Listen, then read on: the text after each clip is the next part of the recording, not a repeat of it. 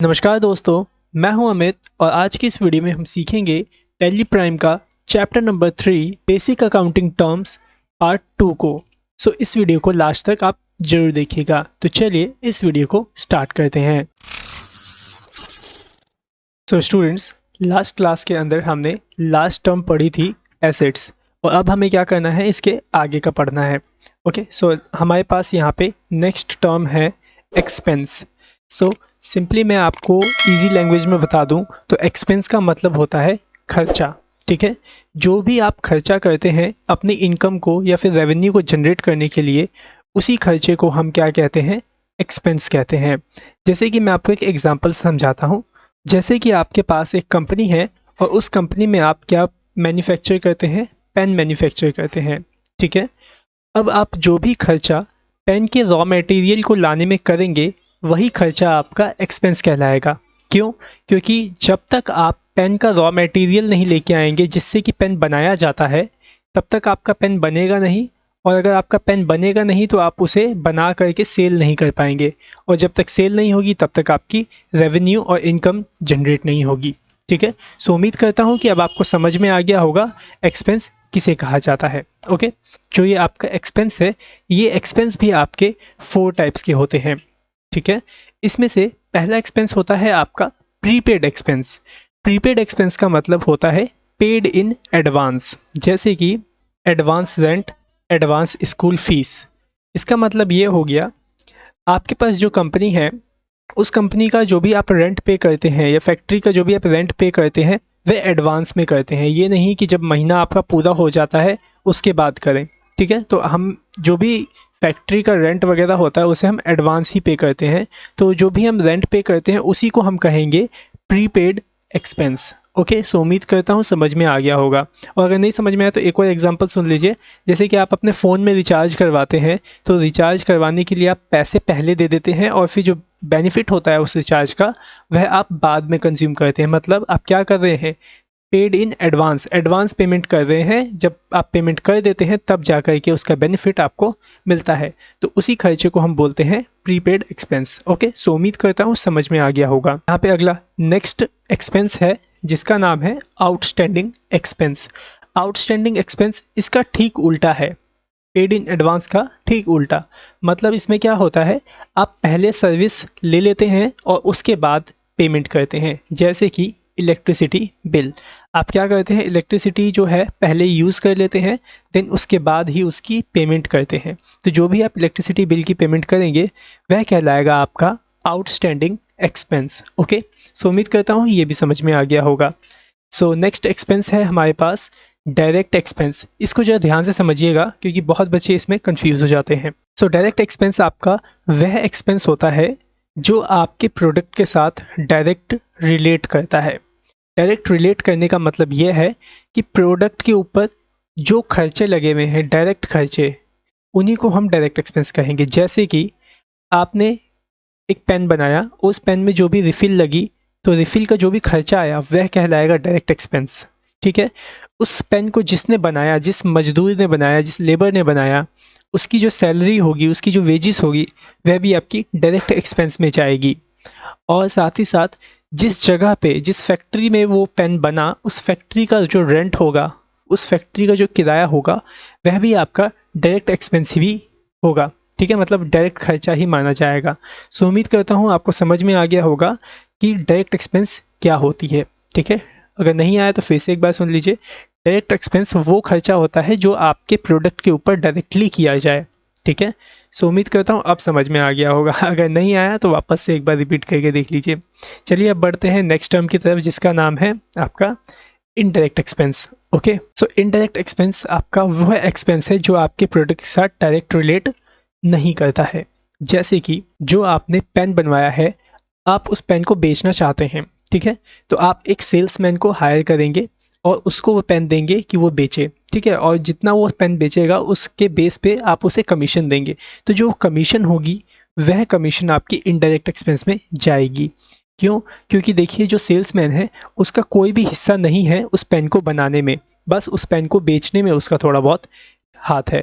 ठीक है, तो वो जो भी कमीशन लेगा वह इनडायरेक्ट कहलाएगा। अगर आप पेन का एडवर्टाइजिंग करवाते हैं तो उस एडवर्टाइजिंग का जो पैसा होगा वह भी आपका इनडायरेक्ट एक्सपेंस में जाएगा। जो भी देखिए उस पेन की कंपनी का जो मेन ऑफिस होगा और वहाँ पे जो टेलीफोन रखा होगा और उस टेलीफोन का जो बिल आएगा वह भी इनडायरेक्ट एक्सपेंस होगा, क्योंकि ये सारे जो पैसे हैं ये सब के सब पेन के प्रोडक्शन के साथ बिल्कुल भी डायरेक्ट रिलेट नहीं करते हैं। ओके, सो उम्मीद करता हूँ आपको डायरेक्ट एक्सपेंस और इनडायरेक्ट एक्सपेंस सही से समझ में आया होगा। अगर नहीं आया तो कमेंट में एक बार पूछ लीजिए क्वेश्चन, या फिर आप क्या कर सकते हैं, इसे दोबारा से रिपीट करके देखिए 2 से 3 बार, सब कुछ सही से समझ में आ जाएगा। ओके, सो अब बढ़ते हैं नेक्स्ट टर्म की तरफ, जो कि है हमारी डेटर, जो कि बहुत ही मेन टर्म है। अगर आपको ये समझ में आ गया तो समझ लीजिए आपको अकाउंट ठीक ढंग से आ गई है। ठीक है, तो जो समझिए यहाँ पे डेटर कौन होता है। डेटर वो होता है जिससे हमें पैसे लेने होते हैं, वह डेटर होता है। ठीक है, जैसे कि एग्जांपल के तौर पे मैं आपको समझाता हूँ। जैसे कि आपने क्या किया, किसी को उधार में सामान बेचा। क्या किया, उधार में सामान बेचा। ठीक है, और जिसे आपने सामान बेचा वह आपका डेटर कहलाएगा। क्यों, क्योंकि आपने उसे उधार में सामान बेचा और आपको क्या करना है, उससे पैसे लेने हैं। ठीक है, तो उम्मीद करता हूँ समझ में आया होगा कि डेटर कौन होते हैं। डेटर वह होते हैं जिनसे हमें पैसे लेने होते हैं, वह डेटर होते हैं। ठीक है, सो समझ में आ गया होगा उम्मीद करता हूँ। नेक्स्ट होता है आपका क्रेडिटर। क्रेडिटर इसका ठीक उल्टा होता है, हमें जिसे पैसे देने होते हैं वह क्रेडिटर होता है। जैसे कि आपने सामान खरीदा, ठीक है, तो जिससे आपने सामान खरीदा है उसको आप पैसा देंगे। ठीक है, तो वह कौन होगा, आपका क्रेडिटर होगा। ठीक है, और क्रेडिटर वो तब होगा जब आपने उससे उधार में सामान खरीदा। ये बात आप याद रख लीजिएगा कि जहाँ पे उधार में सामान बेचने और ख़रीदने की बात होती है तो वहाँ पे डेटर और क्रेडिटर होते हैं। जैसे कि फिर से मैं आपको समझाता हूँ, डेटर कौन होता है। डेटर वह होता है जिससे हमें पैसे लेने होते हैं।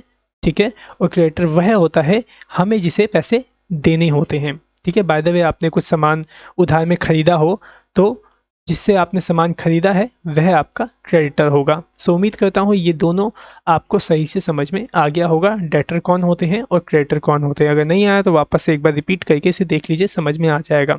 ओके, कन्फ्यूजन क्रिएट मत करिएगा, जब भी मैंने यहाँ पे हिंदी में भी लिख दिया है। ओके, चलिए बढ़ते हैं हम नेक्स्ट टर्म की तरफ, जो भी ये भी बहुत ही इंपॉर्टेंट टर्म है, जिसका नाम है क्या, गुड्स। ठीक है, गुड्स का मतलब सिंपल लैंग्वेज में आपको बताऊँ तो होता है सामान। ठीक है, जो सामान आप सेल करने के लिए, परचेज करने के लिए लाते हैं वह सामान आपका गुड्स कहलाता है। Simple as that. Okay, so उम्मीद करता हूँ ये भी समझ में आ गया होगा। देन लास्ट टर्म है हमारी यहाँ पे क्या, वाउचर। सॉरी, लास्ट नहीं है, सेकंड लास्ट है ये, वाउचर। वाउचर का मतलब होता है एक बिजनेस का एविडेंस। देखिए, बिजनेस ट्रांजैक्शन का एविडेंस। जैसे कि मैं आपको बताता हूँ, आप गए सामान खरीदने के लिए, ठीक है, और जिससे आपने सामान खरीदा उसने आपको क्या किया, एक इनवॉइस बिल दिया, बोला कि ये लो इस सामान का बिल। तो वही बिल आपका क्या कहलाएगा, वाउचर कहलाएगा, क्योंकि वो बिल क्या है, आपके ट्रांजैक्शन का एविडेंस है, एक प्रूफ है कि आपने सामान खरीदा है। अगर आपके पास बिल नहीं होगा तो आप कैसे साबित करेंगे कि मैंने ये सामान खरीदा है। ठीक है, तो वही बिल आपका क्या कहलाएगा, evidence of a business transaction, और आप उसे वाउचर कहेंगे। ठीक है, सो यहाँ पे देखिए एग्जांपल में भी लिख रखा है, example of vouchers are cash memo, invoice bill, receipt, debit credit notes.